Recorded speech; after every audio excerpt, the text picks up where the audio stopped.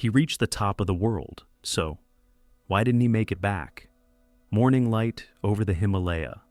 Séamus, Shay, Lawless, stands on the summit of Everest, just shy of his 40th birthday.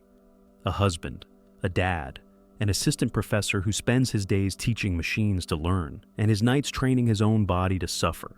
He sends a short message home. It's hopeful. It sounds like the hard part is over. It isn't. The truth on Everest is simple and brutal. Most mistakes happen on the way down. Muscles fade, judgment blurs, oxygen runs thin. The clock starts to race. Shay clips in, begins his descent, and the celebration at the top dissolves into focus. Below, a feature known to every guide waits like a checkpoint. The balcony. The wind is starting to move. The line of descent pulls everyone back toward Camp 4. He's done everything to earn this moment. The mountain is about to ask for more, but that wasn't the whole story.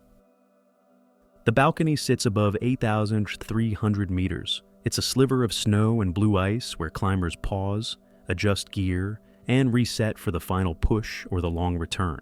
At that height, each step costs more than it should. Hands go clumsy in thick gloves. Small tasks take forever. Fixed lines run across angled ice like rails. Clip in, wait the rope, move, do it again. The routine saves lives, but routine also invites tiny lapses, and tiny lapses can turn into a slide you can't stop. The air here feels like an argument with your own lungs.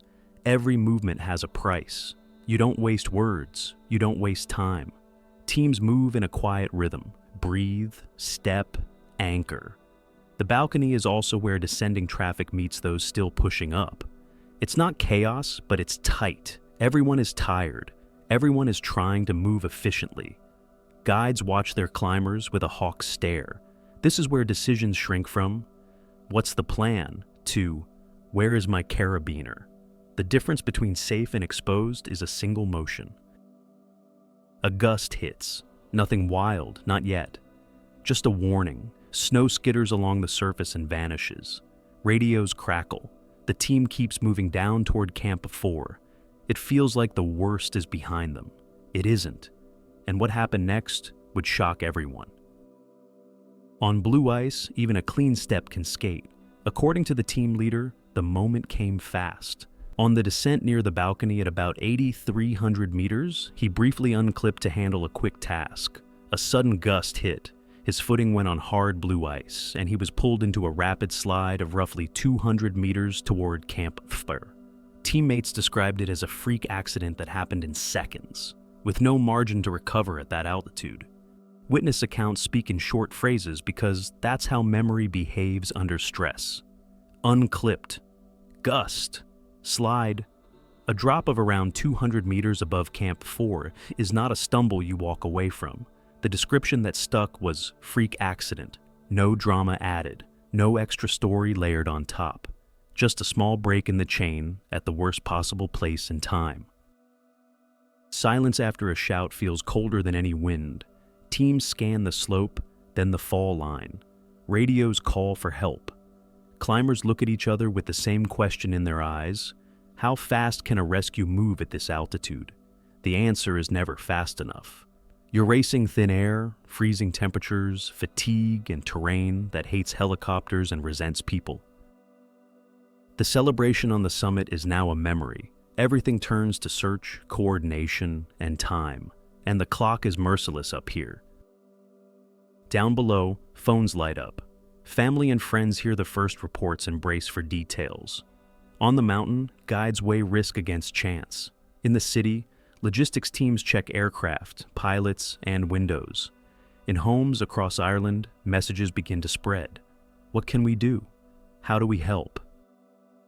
Then a hard barrier appears: insurance. Not every policy clears high-altitude rescue at the top of the world. The family pushes for options as hours slip away. A fundraiser launches. People give fast. They share the link. They write notes. The number rockets up. It's a surge of goodwill aimed at a summit where money solves almost nothing, and yet still matters for aircraft, crew, and specialized teams. But Everest is not a normal workplace.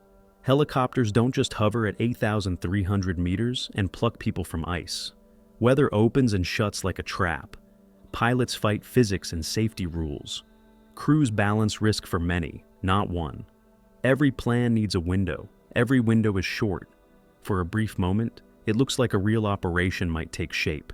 Then conditions shut the door. The rescue that people hoped for folds into a recovery attempt. That too faces limits. The mountain decides. The funds raised show love, urgency, and belief. The slope above Camp 4 does not respond to love, urgency, or belief. Days pass. Updates slow. The search is called off. The body isn't recovered. It's a sentence that lands like a weight. The mountain will keep him. And while the family absorbs that blow, another storm begins far from the balcony. The same season brings photos that circle the world. Climbers stand in a queue near the summit ridge, like a line at an airport gate, except every minute in that line drains warmth and oxygen. News feeds explode. Commentators argue about commercialization, crowd control, and personal responsibility. The big picture takes over. People talk about permits, guiding standards, and the ethics of traffic jams in the death zone. Here's the twist. Members of Shay's team insist their summit push avoided queues. Their timing was clean. Conditions on the way up were workable, even good, before the wind built later. In other words, the viral images describe one part of the season, not every hour of it. That doesn't make the broader debate meaningless. It just means one size doesn't fit this story. Everest is many things at once. A headline can't catch all of it. Still, the narrative does what narratives do. It pulls everything into its gravity. People on social media decide the whole mountain is a circus. Others push back and say it's about respect, skill, and luck, not noise. In the middle of that argument sits a family in Bray who doesn't need a think piece. They need space to grieve, and they need the facts they can get. The queue debate rages on without them. The only clear point then and now, the descent punishes small errors, and the margins at that altitude are razor thin. And beyond the headlines, there's the person the headlines can't hold. Before Everest, Shay is not a caricature of a thrill seeker. He's a researcher and lecturer, the kind of person who solves problems that hide in data. He builds teams, mentors students, and doubles as a dad, us racing home for bedtime stories. Colleagues talk about his energy, friends talk about his patience. None of that is a shield against risk, but it tells you why he believed the climb was worth it. He isn't up there for a selfie. He's raising money for kids who need a break from hospital rooms and heavy diagnoses. He sets a fundraising target and ties it to the dream he's carried since he was young: stand on the highest point on Earth before 40. There's a clock in that goal, but it's personal, not performative.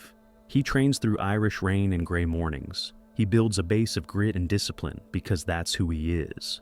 And he joins a team with a leader who knows the route, the windows, and the rules. If you think his academic life is separate from the mountain, look closer. People who work with algorithms and models live in trade-offs and edge cases. Everest is a different arena, but the mindset is similar. Plan for outcomes, not wishes. He respects the risks. He knows the statistics. He climbs anyway.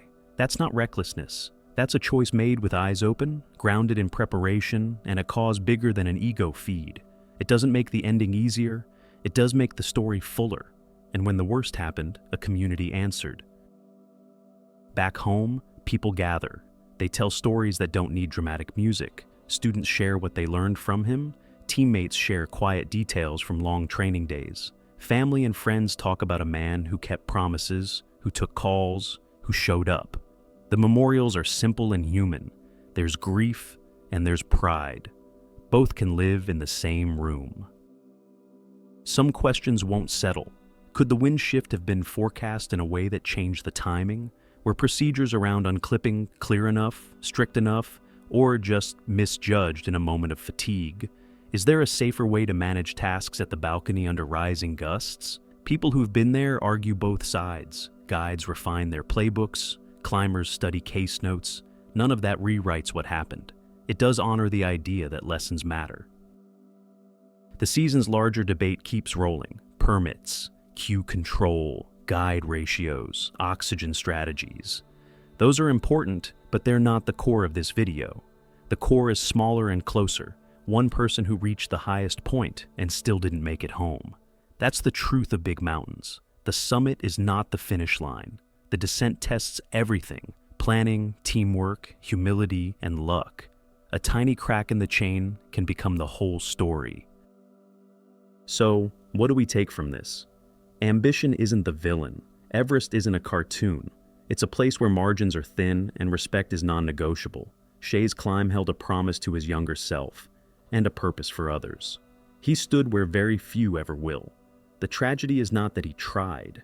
The tragedy is that a single moment, in a place designed to punish single moments, stole the return. If you've watched this far, carry two thoughts. First, big goals deserve careful plans and honest risk checks, not noise. Second, when someone you love is chasing a horizon, make space to ask the hard questions early about training, partners, insurance, and contingencies, and make space to listen to their reasons. That conversation might not change the mountain, but it changes how we walk toward and away from the things that define us. That's the story we can hold: a summit reached, a descent cut short, a family and community that answered, and a set of lessons that ask for humility the next time any of us stands at the edge of our limits.